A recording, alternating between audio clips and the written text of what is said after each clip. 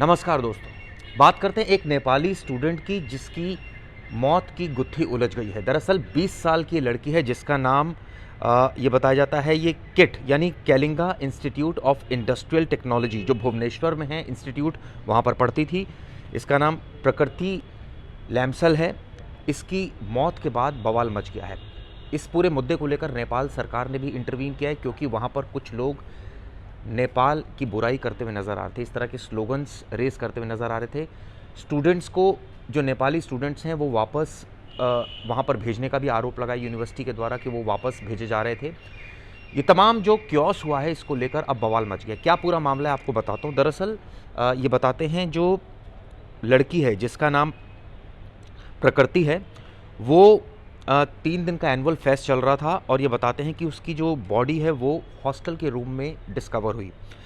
ये बताते हैं कि इसके बाद पता चला कि कैसे उसकी मौत हुई है, जांच हुई तो कई सारी चीज़ें खुलकर सामने आई। ये बताते हैं कि वो 3rd year B Tech computer science की स्टूडेंट थी। वो अपने हॉस्टल के रूम में संडे दोपहर को पाई गई। जब पुलिस ने ये सुसाइड का केस रजिस्टर किया, क्यों उसने ये सुसाइड किया, इसके पीछे भी जांच जब शुरू हुई, इसको लेकर जो नेपाली छात्र किट में पढ़ रहे थे वो भड़क गए और उन्होंने स्लोगन्स रेस किए, प्रोटेस्ट किया। ये बताते हैं कि स्टूडेंट्स जो नेपाल के थे उन्होंने इंक्वायरी जो है वो कंडक्ट करने की बात की। इसको लेकर ये बताते हैं कि जो आरोप लगे हैं वो ये लगे हैं कि प्रकृति के को फिजिकली और वर्बल एब्यूज़ किया गया एक सहयोगी के द्वारा जिसका नाम अद्विक श्रीवास्तव है। 21 साल का वो है और वो बीटेक मैकेनिकल का स्टूडेंट है, 1st ईयर का। उसको भी गिरफ्तार कर लिया है। एक ऑडियो फाइल भी वायरल हो रही है जिसमें इन दोनों की कॉन्वर्सेशन बताई जा रही है, इस तरह की बात कही जा रही है। हालांकि क्राइम तक इसकी पुष्टि नहीं कर रहा है। प्रकृति की बॉडी जो है वो एम्स में उसका पोस्टमार्टम हुआ और उसको फैमिली को दे दी गई। अब वो नेपाल चली गई है, लेकिन अब उसके परिवार ने कई सवाल खड़े हैं। एक बच्ची जिसको उड़ीसा में भेजा गया था एक इंस्टीट्यूट में पढ़ने के लिए, उसकी मौत की खबर ने उसके परिवार के पैरों तले ज़मीन खिसका दी है। कई सवाल खड़े हो गए हैं। स्टूडेंट्स के साथ मारपीट की गई है, इस तरह के भी आरोप हैं।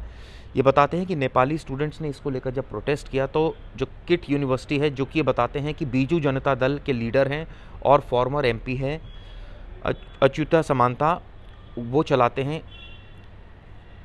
ये आरोप लगे हैं कि उन्होंने उनके निर्देश पर वहाँ पर स्टूडेंट्स के साथ मैन हैंडलिंग हुई, उनकी पिटाई हुई। सिक्योरिटी जो पर्सनल थे और जो यूनिवर्सिटी के सीनियर लोग थे उन्होंने जो वहाँ बच्चे प्रोटेस्ट कर रहे थे उनके साथ मारपीट की और ये सारी तस्वीरें कैमरे पर भी कैद है। इसको लेकर भी जांच चल रही है। मुकदमा दर्ज हो गया है, 2 मुकदमे दर्ज हुए हैं। कुछ और वीडियो भी सर्कुलेट हो रही है सोशल मीडिया पर। वो किस तरह की वीडियो ये आपको बताता हूँ। उसमें 2 सीनियर यूनिवर्सिटी के ऑफिशियल्स हैं। ये बताते हैं कि वो नेपाल के बारे में कुछ अपशब्दों का इस्तेमाल कर रहे हैं। यहाँ तक कहा जा रहा है कि जो कंट्री की जीडीपी है वो किट के बजट से भी कम है। इस तरह की बातें कही जा रही है। 40,000 स्टूडेंट इसमें पढ़ते हैं।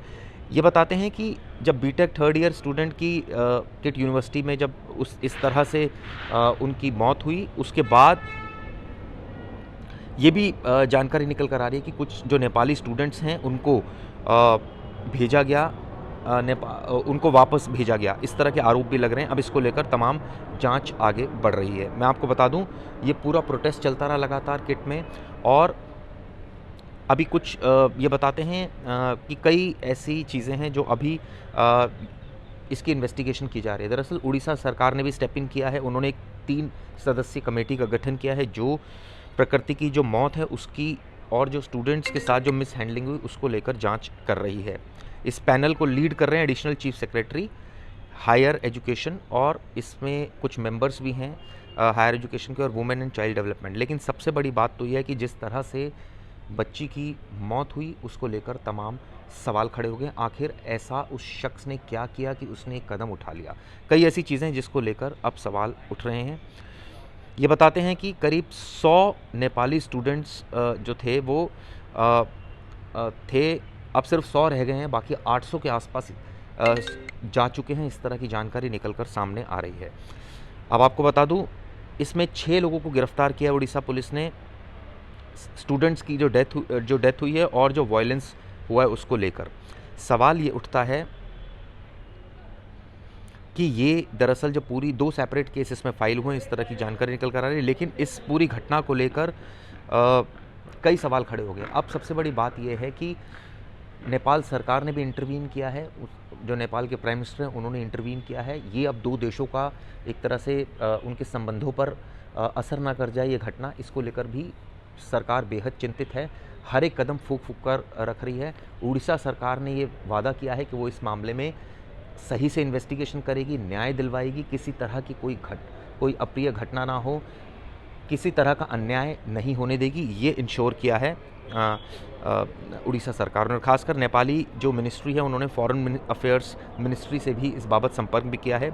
लेकिन ये इशू अब काफ़ी एक पॉलिटिकल रंग भी इस इशू ने ले लिया है। सवाल ये उठता है कि अब आने वाले वक्त में इस घटना का क्या आगे क्या होगा। कुछ स्टूडेंट्स जा चुके हैं, बच्चे प्रोटेस्ट कर रहे थे, उनके साथ मारपीट हुई है। नेपाली स्टूडेंट्स को एक तरह से कहा जाए उनके देश पर कमेंट किया गया है, कुछ वीडियोस वायरल है इसको लेकर। और ऐसे में अब तमाम सवाल खड़े हो गए। सवाल ये उठता है कि जो दोषी हैं उनके खिलाफ सख्त कार्रवाई होनी चाहिए। किसी को ये इजाज़त नहीं है कि वो किसी देश के बारे में इस तरह से अभद्र शब्दों का इस्तेमाल करे। इस तमाम मुद्दों पर हम आगे भी वीडियो बनाएंगे। ये वीडियो कैसी लगी ज़रूर बताइएगा। शुक्रिया।